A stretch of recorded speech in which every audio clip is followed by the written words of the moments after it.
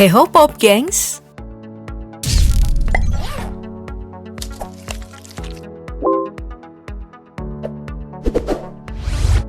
Demi memenuhi kebutuhan perut, banyak orang yang memilih jadi pengemis. Mengumpulkan receh demi receh dari belas kasihan orang di jalan atau di tempat-tempat ramai. Kita yang iba, ikhlas ngasih mereka uang. Cuman yang jadi masalah, banyak dari mereka yang sampai berpura-pura jadi cacat dan miskin. Untuk apa? Biar orang iba, lalu ngasih duit. Hasilnya fantastis. Seorang pengemis di Tasikmalaya kedapatan membawa uang 40 juta. Mereka bisa dapat uang sampai jutaan rupiah loh satu harinya. Malah uang ngemisnya lebih banyak daripada mereka yang sedekah. Terus malah bisa bangun rumah di kampung yang tergolong mewah. Orang-orang seperti ini banyak di Indonesia. Iya, banyak. Di Bogor misalnya, seorang pengemis viral di media sosial. Aku cerita dikit ya. Sehari-hari, dia tinggal di kolong jembatan dan sehari-harinya bekerja jadi pengemis. Terus, kenalah operasi penertiban penyandang masalah kesejahteraan sosial oleh Satpol PP Kota Bogor pada Kamis 27 April 2023. Namanya adalah Tini dan bukan sekali dua kali ia terjaring operasi. Dia ini bahkan langganan terjaring razia sama petugas. Cuman, bukan kisah miris hidupnya yang viral, tapi saat diinterogasi, Tini ya ternyata punya uang tunai jutaan rupiah, ada buku tabungan, ada ATM dan 2 STNK sepeda motor, buset. Tapi yang paling bikin aku, apalagi petugas yang merazia kaget, karena ternyata Ibu Tini ini punya cek dengan nilai fantastis. 1,3 miliar rupiah, Pop gengs. Ya, menurut klaim dari petugas sih, cek itu tertera Bank Samarinda dan sudah kadaluarsa. Tapi, uang jutaan itu loh, katanya bisa didapatnya cuma dalam sehari. Wow. Wajar sih kalau banyak yang milih jadi pengemis ketimbang harus kerja serabutan. Ya karena hasilnya lebih menjanjikan. Cuman minta-minta doang. Kita lihat. 1.350 juta. Salah nih kita Pak Habib. Iya dong. Bukan cuman Ibu Tini di Bogor nih yang punya banyak uang dari hasil ngemis. Seorang pengemis bernama Lutfi Haryono berumur 47 tahun yang tinggal di Kecamatan Kota Timur, Gorontalo. Juga punya uang ratusan juta rupiah. Jumlahnya di tabungan itu bahkan mencapai 490 juta rupiah yang tersimpan di 2 rekening berbeda. Di kantor polisi, Lutfi mengaku kalau itu memang uang miliknya. Modusnya itu, dia meminta uang ke warga dengan bermodalkan proposal bantuan. Jadi, dia ngemis ke orang-orang dengan menyodorkan proposal. Tapi proposal yang dia pakai ngemis itu ilegal. Karena katanya nggak ada nama instansi manapun, termasuk pemerintah atau yayasan sosial. Nah, ironisnya, profesi ini bahkan sudah dilakukan Lutfi sejak lama. Kurang lebih sudah 13 tahun. Hidi. Saat diinterogasi pihak berwajib, katanya sih dia udah nggak mau ngemis lagi dan katanya mau jualan aja. Iyalah, lu udah punya tabungan. Oke, dari kisah Pak Lutfi, aku belajar salah satu jalan ninja dapat modal usaha itu adalah ngemis. Apakah patut dicoba? Janganlah.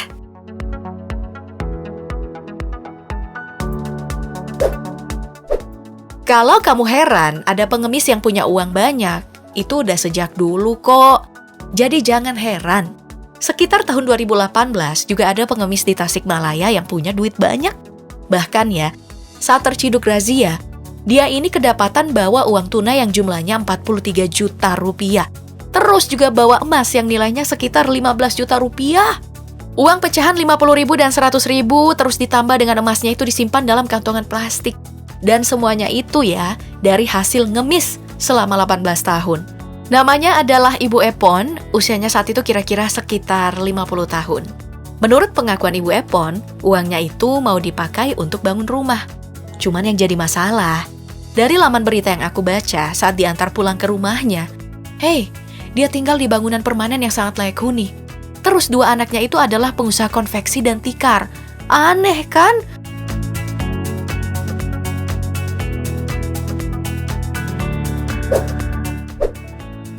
Sebenarnya nggak aneh sih, karena toh emang kenyataannya kayak gitu ya. Kalau ngemis nggak menjanjikan, ya pasti pengemis nggak bakal menjamur seperti sekarang. Nah, sekarang aku mau cerita lagi nih tentang seorang pengemis di Kota Bogor. Namanya adalah Hermawan alias Encun. Dia ini terjaring razia oleh Satpol PP pas mangkal di lampu merah Yasmin, Kota Bogor. Apa yang menarik dari kisahnya? Bapak Encun ini setiap harinya pergi pulang diantar sopir dengan menggunakan mobil Avanza. Sedih banget ya dengernya, aku aja gak punya mobil pribadi. Banyak yang menduga sih itu punya si pengemis. Terus dibantah oleh sopirnya kalau itu cuma nyewa. Tapi petugas meyakini kalau mobil itu punyanya Bapak Encun, si pengemis. Bukan cuma diduga ya pemilik mobil Avanza. Encun ini juga diduga punya usaha rumah kontrakan, usaha angkot, punya rumah yang mewah. Dan katanya punya istri 3, buset juragan ternyata.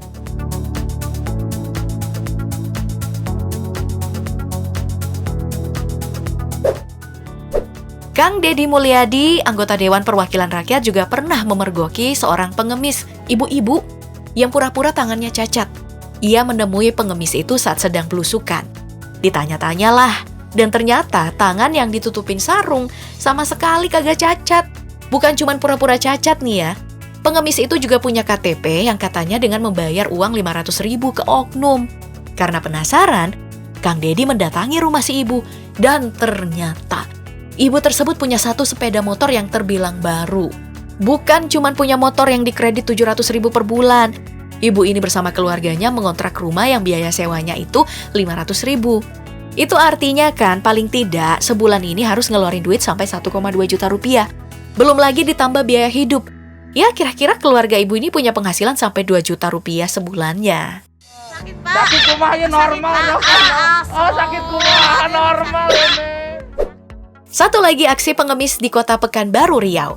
Dan ini diamankan petugas dinas sosial di kawasan Pasar Rumbai. Modusnya itu mencari belas kasihan masyarakat dengan pura-pura lumpuh di sekitar pasar. Bukan 1 kali. Awalnya ia diamankan terus dibebaskan. Tapi masalahnya aksi ngemisnya itu diulang lagi. Alasannya sih karena himpitan ekonomi. Nah, yang menarik, dari berita yang beredar, pengemis ini mengaku kalau ada orang yang mengkoordinir kegiatan mengamennya. Dia juga dimintai untuk menyetor uang ke seseorang. Dan kalau tidak menyetor, sampai rumah bakal dapat pukulan. Yang pura-pura lumpuh banyak. Contoh bapak ini. Dari luar jalannya itu setengah mati, ngesot sana-sini. Kasian kan liatnya? Tapi pas sampai di halaman sebuah rumah, lihat kanan kiri, cosplay sebagai pengemis lumpuh pun berakhir. Bisa berdiri tegak, terus telepon temen buat jemput. Oke, bagi banyak orang, pengemis memang meresahkan. Sering dirazia, tapi kok nggak habis-habis. Diberikan pelatihan oleh dinas sosial, juga nggak ngefek. Karena kenapa? Ya seperti yang aku bilang tadi, pengemis itu lebih menjanjikan. Pemerintah memang ngasih pelatihan keterampilan dan kerajinan tangan, cuman yang jadi soal, pemerintah nggak membantu sampai di penjualannya.